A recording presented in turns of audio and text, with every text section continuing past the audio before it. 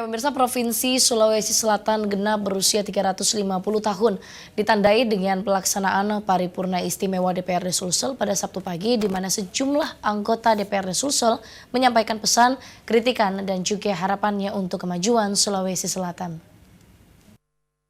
Pertama, atas nama fraksi Partai Demokrat DPRD Provinsi Sulawesi Selatan, saya mengucapkan selamat ulang tahun untuk kesempatan yang ke-350 tahun.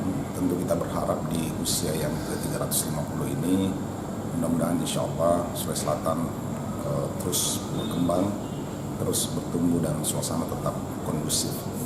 Ya, tentu di HUT Sulsel yang 350 tahun ini, kami di DPR sangat berharap bahwa ke depan sinergitas antara legislatif dengan eksekutif itu semakin terjadi, semakin mesra, semakin baik.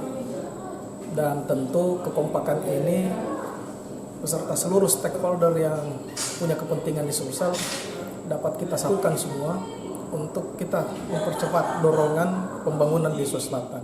Saya menyampaikan selamat hari jadi Sulawesi Selatan yang 350. Semoga semakin jaya, maju dalam membangun Sulawesi Selatan dalam semua aspek.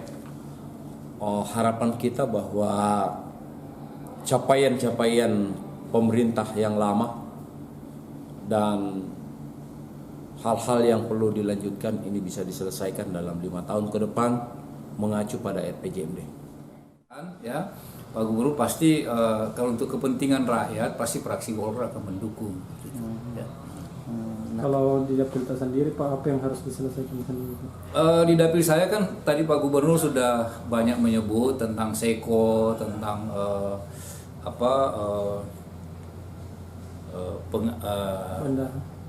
Bandara Buah, ya, jalan ke Toraja. Saya kira itu kami akan kawal, ya, dan tentunya kami memang dari dapil sana, tapi kami akan bersama-sama dengan anggota DPR untuk berjuang mengawal pembangunan di Sulawesi Selatan secara umum.